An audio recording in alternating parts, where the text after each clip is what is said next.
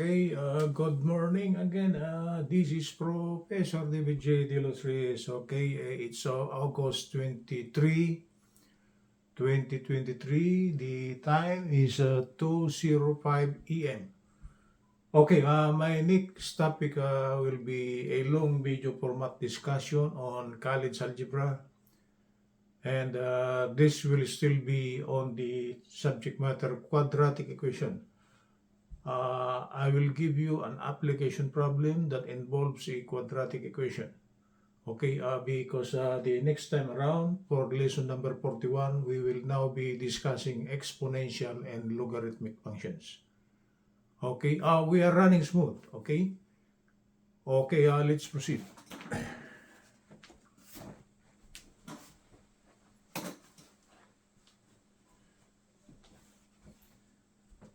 The subject matter for this morning, it's a long video format discussion, and this is college algebra. This is now lesson number 40. After this, we will be discussing now exponential and logarithmic functions. Okay, so actually we are in sequence and we are running smooth. Okay, the title of the topic for this morning will be Quadratic Equation Application Problems. Meaning to say application, the solution is by using our knowledge on the concept of a quadratic equation. Okay, I will give you the last example. We will proceed with the exponential and logarithmic functions. Okay, I will try to read the problem.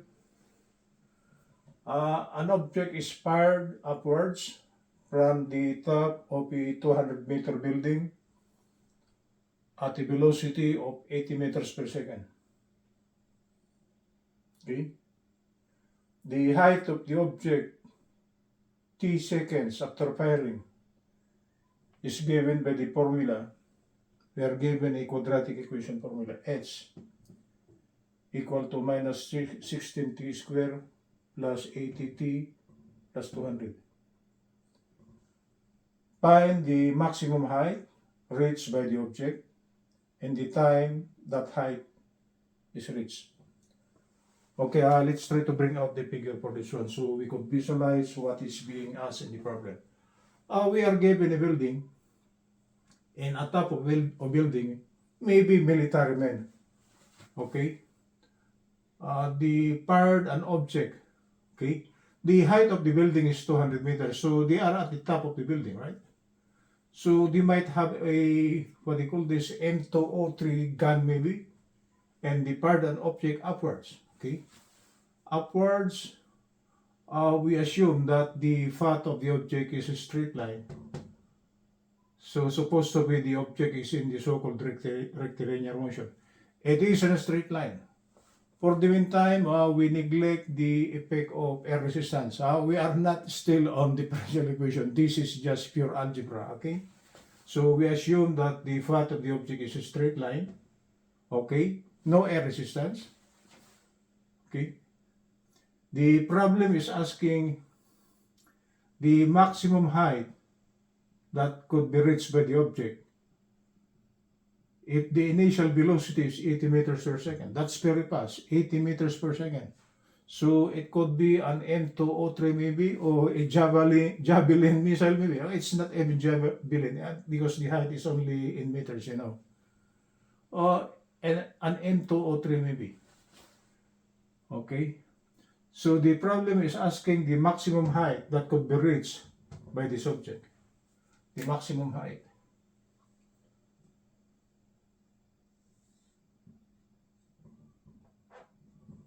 That is H maximum. Okay, with respect to the ground level. Our reference is always the ground level. Okay, and the other requirement is find the time that will elapse to reach that maximum height. So the other problem is they are asking for the time consumed for the object to reach that maximum height. Okay, let's try to bring out the given. The initial velocity is 80 meters per second. This is very fast, 80 meters per second. I don't know what's the speed of an M203, okay, firing a grenade M203 is actually a grenade launcher, you know. I don't know what's the speed of that one.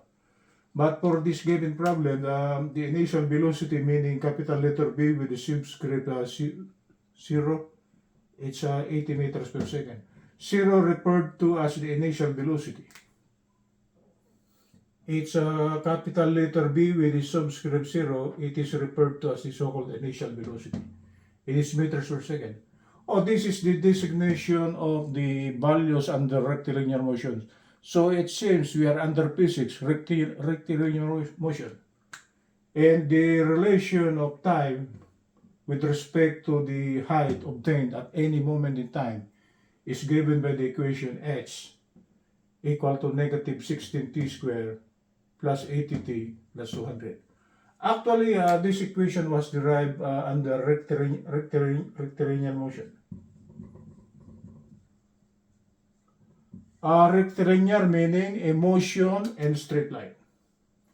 This was derived because the problem just give us the relation, right? H equal to negative 16t squared plus 80t plus 200.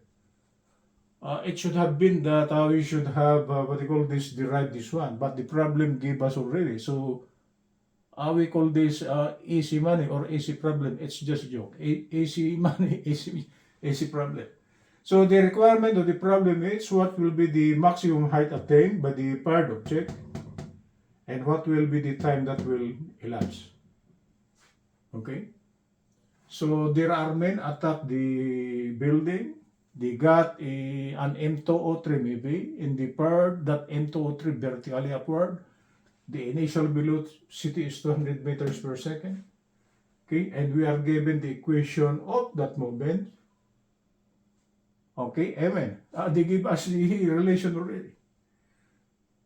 The problem is asking for the maximum height obtained and what will be the total time that will elapse. Total time is from the top of the building to its maximum height. But that maximum height, the reference is actually the ground level. So if initially the object is at 200 feet, okay, after how many seconds, how high is the object? So if this is 100 feet, okay, with reference to the ground level, okay, that's why in the equation they added 200 over here.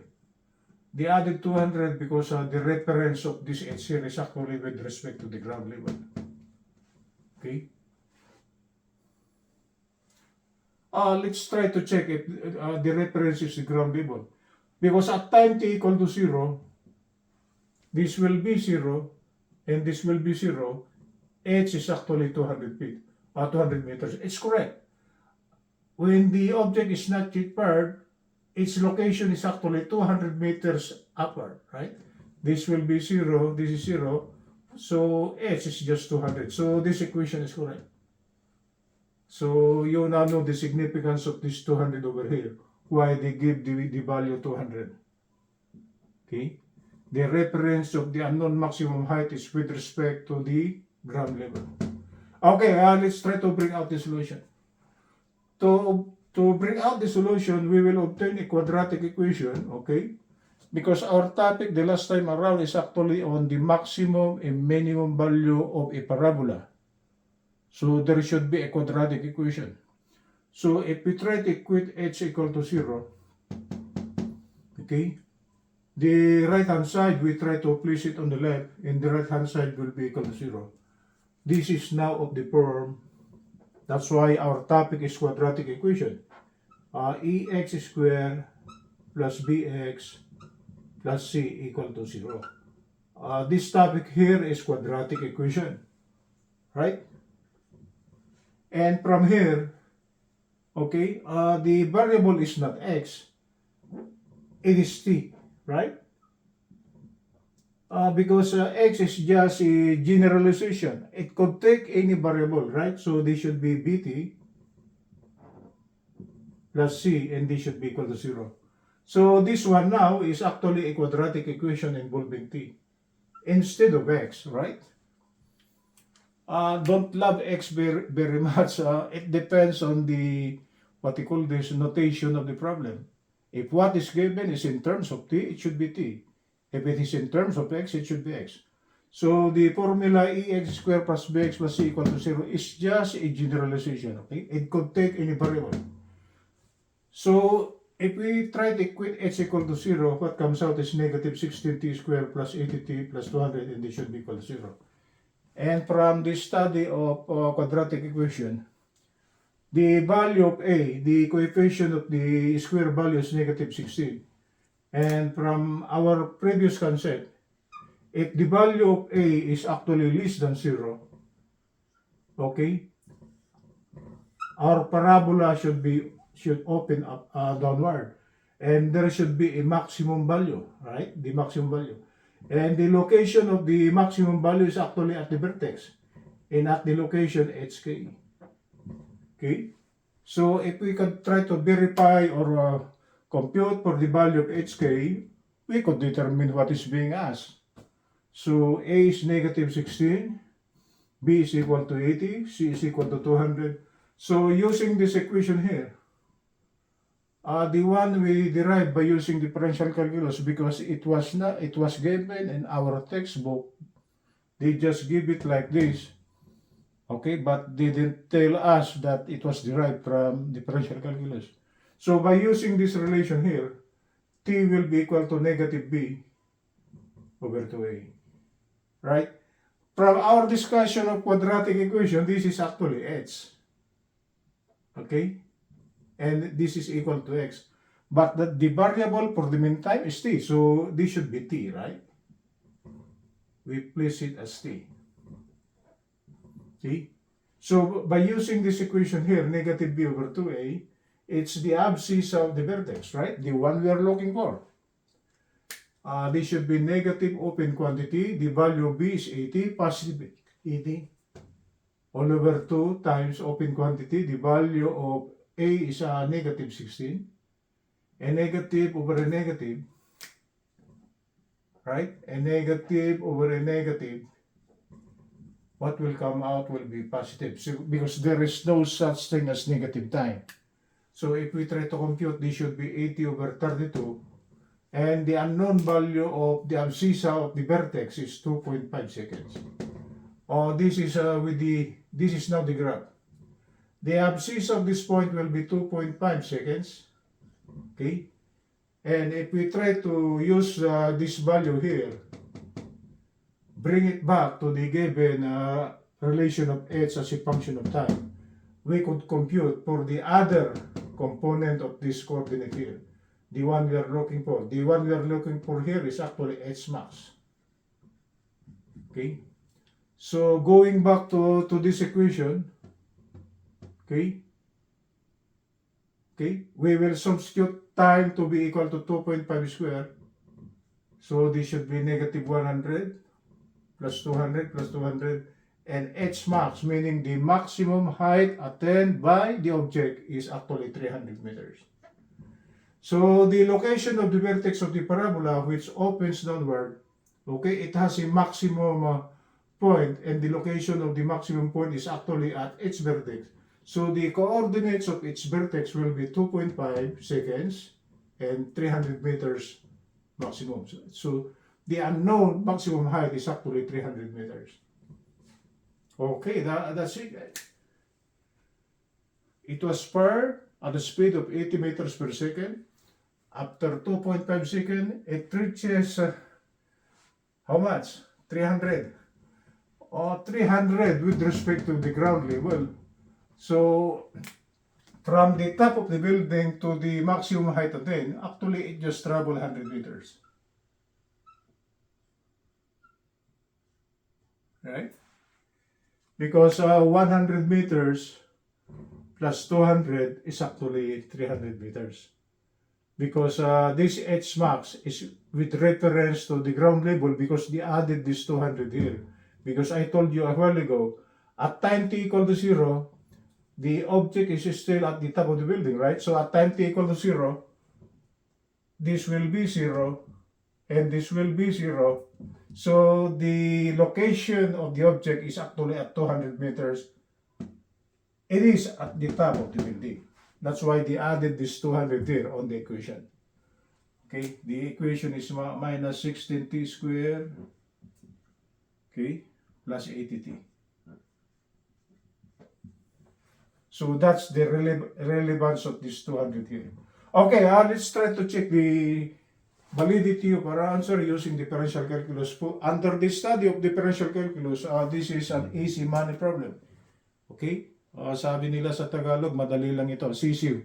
Okay? From the given equation, h equal to minus 16t squared plus 80t plus 200, we are now given the height as a function of time. Right? Times variable, the height is variable at any moment because as the object flies upward, the height is variable, the time is variable, so we are given h as a function of time. So if we try to take the first derivative of this, dh dt will be negative 16, the derivative of t squared will be 2t times 1, the derivative of 80t will be 80 times 1. We are taking the differential with respect to t, not x for the meantime, it's t, right? The given right hand side is in terms of t. Plus the derivative of, for this one, the derivative of 200, it's a pure constant, they should be 0, they should be 0. Okay? And under the study of differential calculus, at the location maximum point for the study of differential calculus, dh over dt, dh over dt is actually 0. The slope of the tangent line at the maximum point is actually 0. Okay? So at the location maximum point, we will set dh dt equal to 0. dh dt at the tangent point at the vertex is actually 0. So we set the value dh dt equal to 0. So 0 will be negative 32t plus 80. In solving for t, it will be negative 80 over negative 32. And what comes out is 2.5 seconds. So it was known from differential calculus that at time t equal to 2.5 seconds, the object reached already the maximum height. And to compute for the maximum height, just get back to the given relation, substitute the computed value of t, which will give maximum height. And what will come out will be 300 meters. Okay? Negative 16 times 2.5 squared plus 80 times 2.5 plus 200. So this should be negative 100 plus 200 plus 200. 200, that's twice 400 minus 100, it's 300 meters. So as you can see, by using the algebra solution, the time is 2.5 seconds. And by using the differential calculus solution, the time is also 2.5 seconds. And by using the algebra solution again, the height maximum obtained by using our knowledge of the vertex concept, it is 300 meters. And by using the differential calculus solution, the maximum height is 300 meters. So they are both the same. So this is true and that is true. Okay guys, that's the relevance of differential calculus and algebra. We could solve practical problems in our everyday life. So for those of you who are taking up college algebra, this is for you guys. If you want to subscribe to my channel is at youtube.com/@ProfDavidJDelosReyes. If you want to share it, please click share. I am telling you this one, you will learn something from it, so try to watch my long video format discussion on my channel. Good morning from Los Angeles, Professor David J. Delos Reyes.